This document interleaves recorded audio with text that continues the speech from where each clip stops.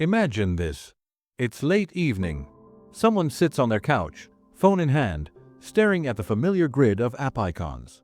They haven't posted anything in months. They barely scroll anymore. And tonight, something shifts. One by one, they delete the apps. Instagram, gone. Twitter, gone. Facebook, gone. They set the phone down and exhale. And in that moment, instead of panic or loss, they feel something unexpected. Quiet. Relief. A strange kind of freedom. Maybe you know this feeling. Maybe you've done this yourself.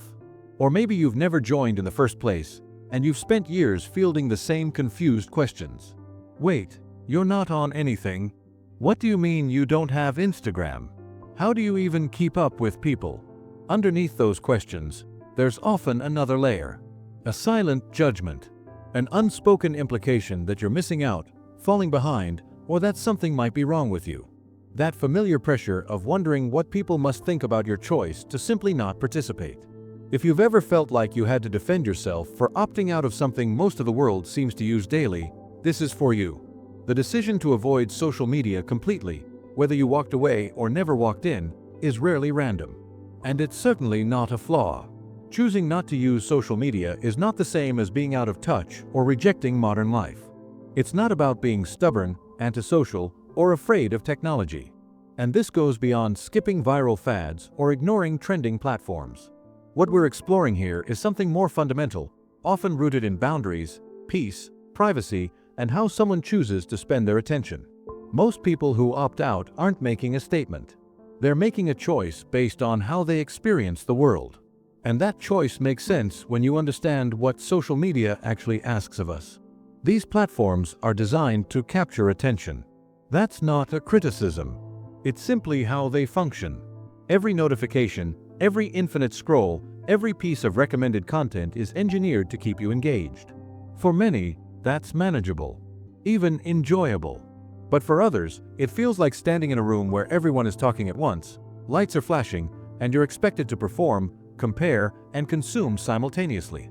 If you've ever closed an app and felt more drained than when you opened it, you understand this instinctively. The feed isn't neutral. It's loud. And some people hear that loudness more intensely than others. Often the overwhelm builds slowly, like background noise you don't notice until it finally stops. What makes someone more likely to walk away entirely? The reasons might surprise you. There are patterns worth examining. And none of them mean something is wrong with you. The first involves sensitivity to stimulation. Some nervous systems register input more intensely. A crowded feed filled with opinions, images, arguments, and updates can feel like sensory overload. It's not about lacking resilience. It's about processing everything deeply, which makes the constant buzz exhausting rather than entertaining. Picture someone who thrives in meaningful conversation but feels depleted after a loud party. The feed, for them, is that party running around the clock. Stepping away protects their energy and peace. The second pattern is a preference for connection that feels genuine. Social media often rewards performance. The curated photo, the clever caption, the strategic reply. For some, this dynamic feels hollow. They crave conversations that breathe, relationships that exist beyond likes and comments. They'd rather have one long phone call with a close friend than dozens of surface-level interactions with acquaintances. Avoiding platforms protects the depth they value, though maintaining that depth outside the feed often requires more intentional effort. Third, there's privacy.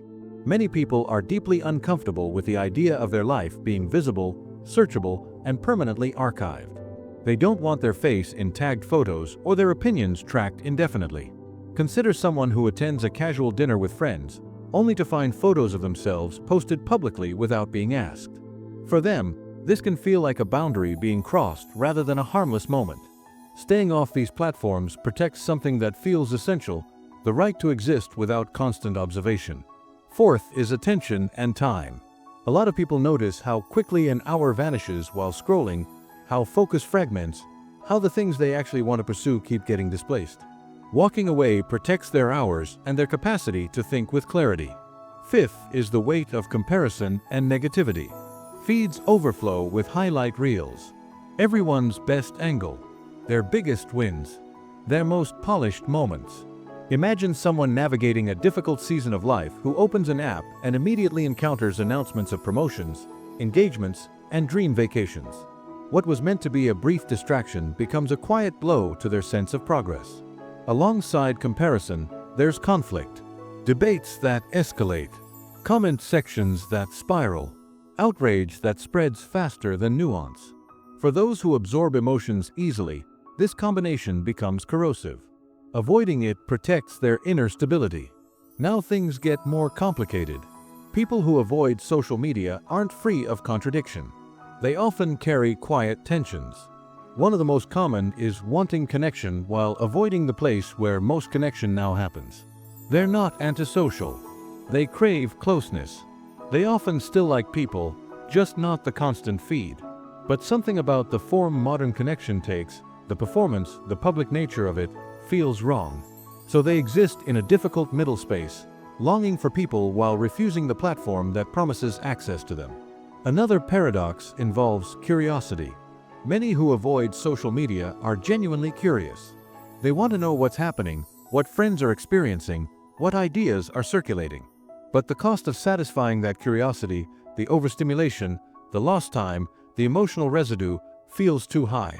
They deny themselves information to protect their peace, and that trade-off isn't always comfortable.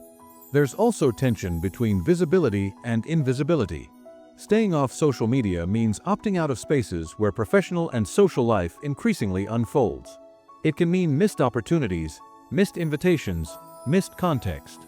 Some people accept that trade-off completely. Others feel it quietly, wondering what they might be losing while knowing they can't return without losing something else. Yet what they're protecting may ultimately matter more than what they're missing. But not every reason for stepping away carries the same weight. And that distinction matters more than you might expect. This leads to something important. There's a difference between healthy boundary setting and fear-based avoidance, and that line isn't always clear. Healthy boundaries tend to feel empowering. They're grounded in values. Life expands in other areas. Connection remains possible. Some people use tools selectively, like messaging apps or newsletters, without feeling compromised. Fear-based avoidance looks different. It's driven by dread rather than clarity. Opportunities shrink. Invitations get missed, even wanted ones. Over time, the world becomes smaller through retreat rather than choice. The person isn't protecting something. They're hiding from something. This isn't about judgment. Many move between both states. The point isn't to label yourself, but to stay honest. If stepping away makes life richer and calmer, that's meaningful. If it's slowly creating isolation you didn't intend, that's worth noticing. For those seeking a middle path, options exist beyond full participation or total withdrawal. The key is keeping your attention intentional rather than reactive. Keeping messaging apps while deleting feeds allows reachability without the scroll. Setting a short time window each day treats checking like mail rather than a place to live. Building a curated follow list, removing anyone who doesn't add genuine value, transforms the platform into a tool rather than a stage. Alternatives like newsletters, community boards, and group chats with people you actually know tend toward quieter, less demanding spaces.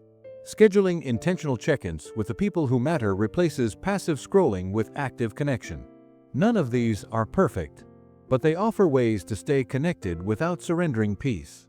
One brief note before closing. This is educational content, meant to offer perspective and reflection. Take what resonates and leave what doesn't. You're allowed to choose a quieter kind of connection.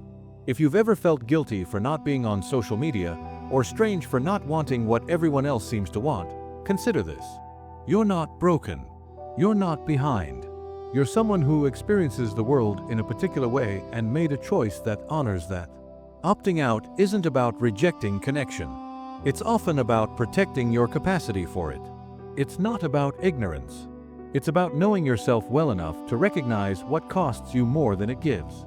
That kind of self-knowledge, the willingness to live differently when the mainstream path doesn't fit, takes more courage than people realize. So here are 2 questions to sit with. When you think about social media, does stepping away feel like freedom or like hiding? And what would your relationship with connection look like if you designed it entirely on your own terms? You don't need to answer right now. Just let the questions breathe. Thanks for watching.